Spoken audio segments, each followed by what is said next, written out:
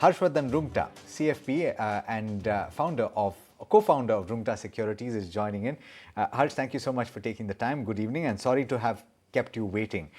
Let me start by asking first, and we've spoken about this in the past, you say insurance is more important than investments. Why is that? Yes, Alex. I mean, I reiterate the fact that we need to make sure that we have our insurance portfolio in place before we look at investing. Now, I'll explain this part. Now, we all as individuals are exposed to certain risks, which could be very severe in nature and can have a huge financial impact on our life. Now, risks that we run on ourselves are things like we could fall ill, there could be hospitalization, there could be accident which could lead to the physical disability or death of the earning member. So the financial burden of all these things, I mean, all these events, if they were to happen, is going to be very, very huge on the self or on the dependent family members. While we cannot really do much about avoiding these things to happen with us, but we can surely plan to at least shift the financial burden of all these events onto somebody else, and that is an insurance company. Now, if I were to explain this with an example, let's take a young individual who's just joined the workforce. So he just started his career, and there may or may not be anybody dependent on this particular individual while he's earning right now.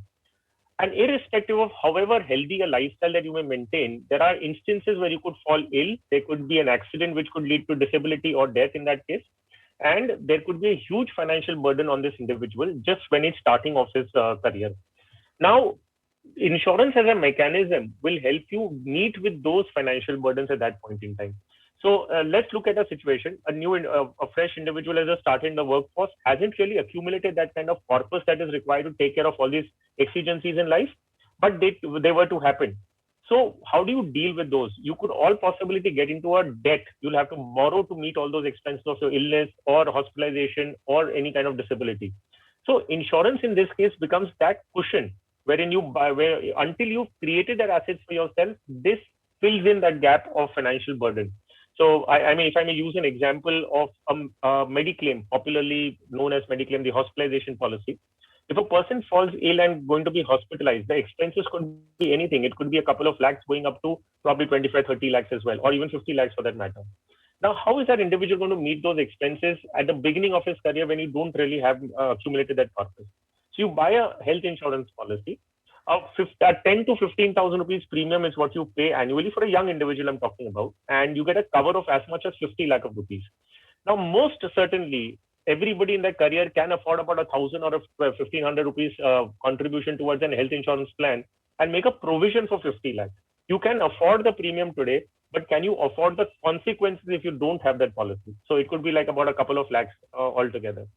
So, I also would say this, I mean, it's very popularly known. Nobody has become poor by buying an insurance policy, but most of people have become poor when they don't buy an insurance policy. So you need to make sure that you cover all your insurances, all the risks that are affecting your life before, and if you're left with anything surplus thereafter, most certainly get into the wealth creation journey of yours by investing money. Which is something that you build over time, certainly. But I get the point that you're making. Before we get specifically into life insurance, what are the key insurance policies that, according to you, every individual needs to have? And life insurance, I understand, Harsh, there is a conditionality associated, but we'll get to that. What are the key insurance products that you must have?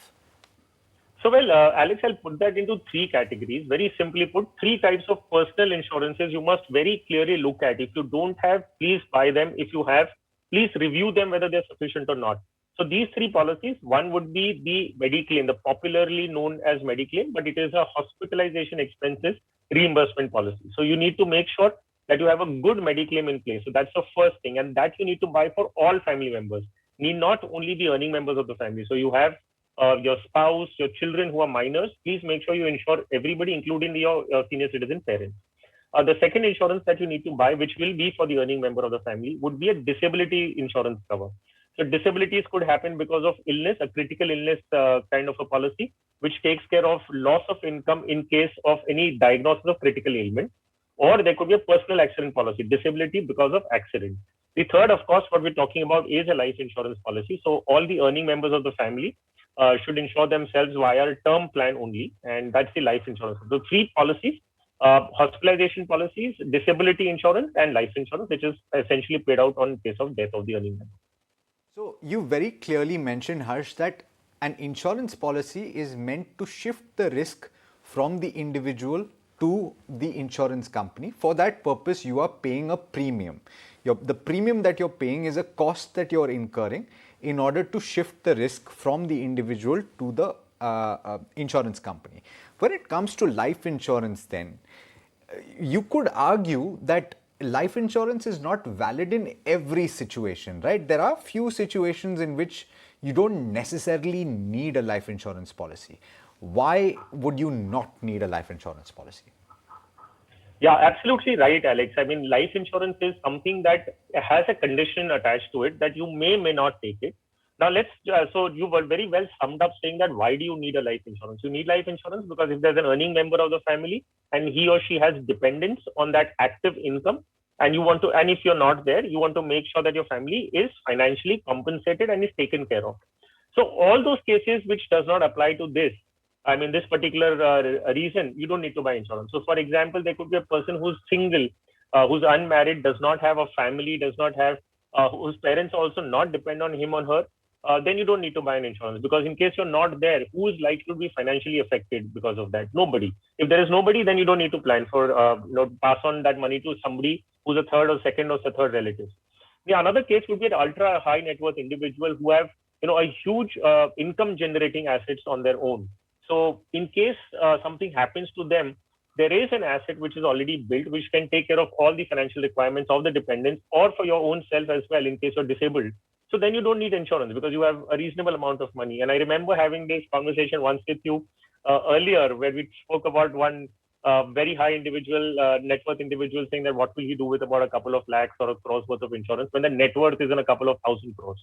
So yeah, in such cases, you don't really need insurance for yourself. So, would it be right then, and I guess this is a yes or no answer, to say that you buy a life insurance policy as an earning member till the time that you build the wealth to such an extent to ensure that your dependents are not bereft or are not left without any aid when you are no longer there? Absolutely correct. That's an absolutely correct interpretation. Okay. So then let's talk about the various types of life insurance policy. Now we've said in which cases we need life insurance policy. They broadly, correct me if I'm wrong, Harsh, come into two broad categories. One would be term insurance and the other would be endowment. Could you explain the difference between these two? Yes. So broadly speaking, yes, you will have investment-oriented policies and you will have pure risk covers. So investment-oriented policies, you could say term plan is one of them. So I'm sorry, endowment plans are one which are investment-oriented, which have a savings element to it. Now within that, you will have endowments, you will have whole life, you will have annuities. So we keep all of them together as saying investment-oriented policy. And pure risk covers are term plans. So what is a term plan? It's a very simple product. It says that I insure myself for an X amount of money. So I take an example. A 30-year-old say probably insures himself for a 1 crore cover. Going up to 30 years from today, pays an annual premium of 25,000 per annum. Now, if a death occurs of the insured, whoever is the insured in the policy, if death occurs, the nominee is given 1 crore of rupees.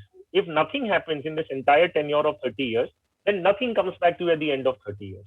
So it's just like a pure premium that you've paid. Something happens, money comes, nothing happens, nothing comes. Now, on the contrary, you have an investment-oriented policy like an endowment, whole life, or annuity, any of those kind of policies. Endowment particularly has a savings element to it. So if this individual was paying 25,000, we compare the same product, same premium. They both, one is a term plan, one is endowment. So you pay 25,000 premium, against which now you will get a 5 lakh cover instead of a 1 crore cover. So you get a 5 lakh cover. And the structure of the plan is such that you continue paying the 25,000 rupees every year for 30 years.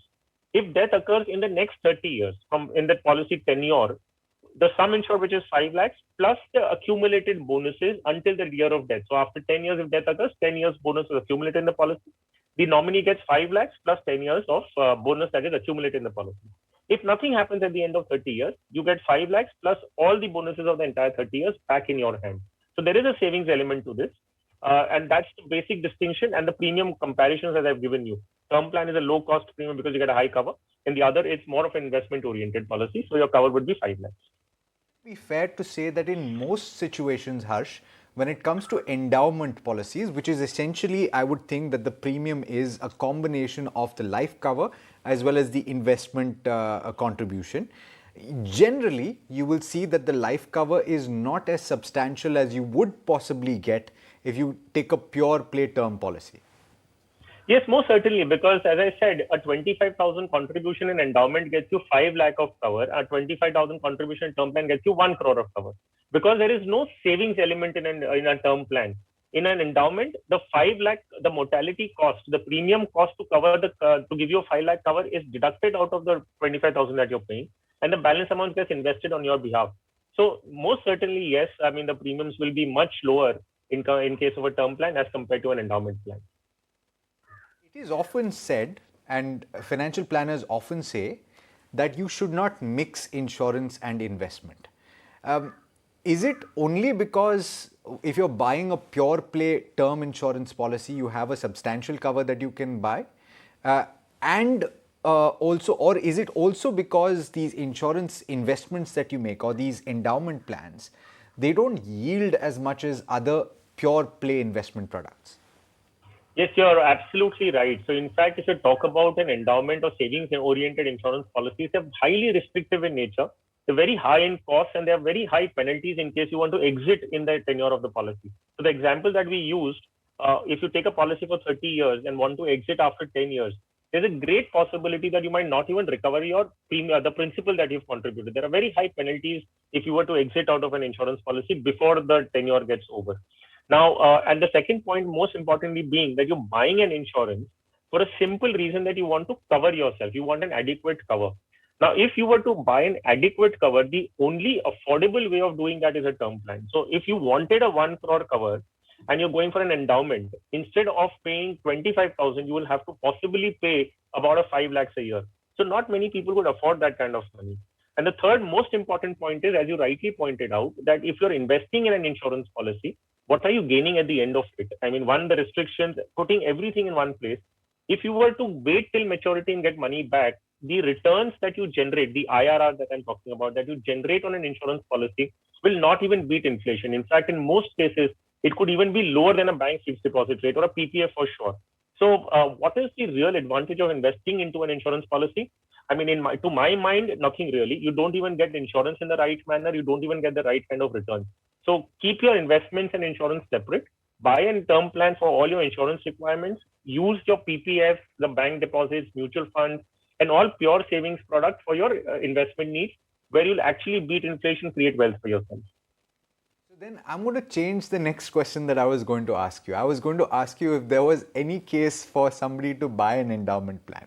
But you've clearly said that there is really no advantage to buying an endowment plan because you're not beating inflation. In several cases, you're less than bank FD. You might as well put it in a bank FD.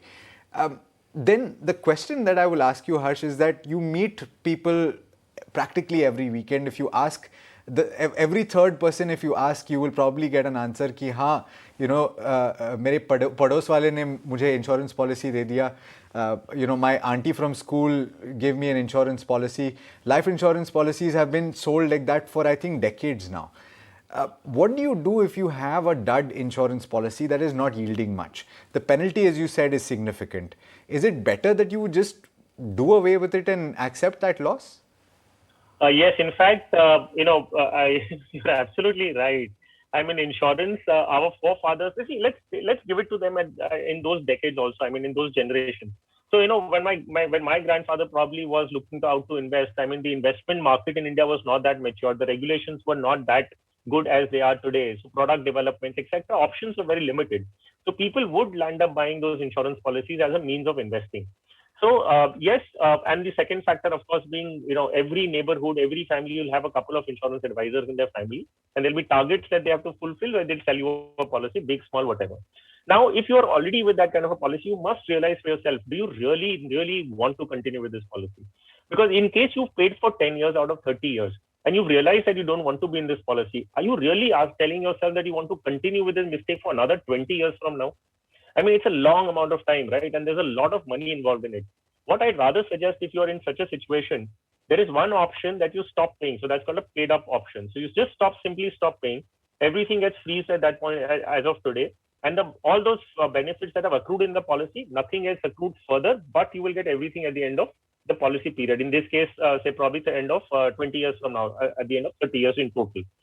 Or else the other option is to surrender the policy, take the money out. There could be a financial loss to you out of the principal that you've contributed, but you can reinvest that money into a better product plus the future premiums that you're going to invest. If you were to efficiently invest that money, you will recover more than what you possibly lost out exiting that policy. So yes, I will recommend, if you're in a product which you're not happy about, do not continue it for the next X number of years, 5, 10, 20 years. It does not make sense.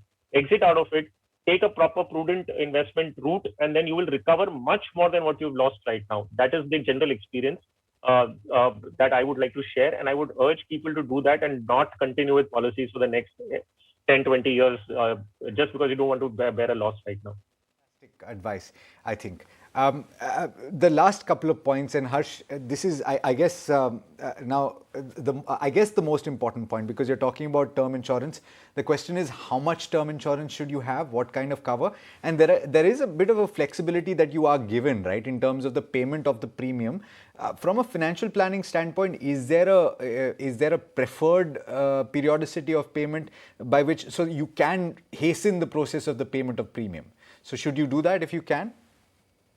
So your first question, how much insurance should you buy? I'll evaluate this on two parameters. The first one being the total eligible insurance. How much can you take across all insurance companies put together is a multiple of your income. So if you're say probably a 30-year-old and you can buy an insurance, a total cover on yourself to the extent of 25 times of your annual income. So whatever is your annual income into 25 times is a cover that you can have across all insurance companies, not per insurance company. So as far as possible, try and take the maximum cover right now itself. For a simple reason, today you buy a less quantum of insurance, and then after a couple of years, again, you have to buy more. You don't really want to keep buying insurance covers every 1 or 2 years at least. You could possibly buy once in, say, probably 4 or 5 years, if in case you want to increase, but you don't buy it every year. So buy the maximum that is allowed to you right now. So at least you're covered for even the near future, a rise in income in the near future. The second element is that when you're buying an insurance policy, your current health status is very important. So today, while everything is going good, you're in good health, try and maximize the insurance cover that you buy.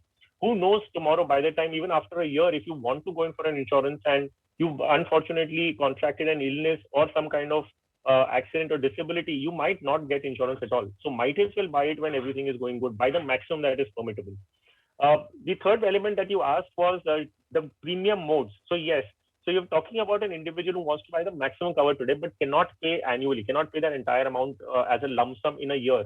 There is an option to pay premiums monthly, quarterly, half yearly, and yearly. So if you can afford yearly, most certainly go for the yearly option, because if you take a 12-month installment, the premiums could be higher by about a 2 or 3%.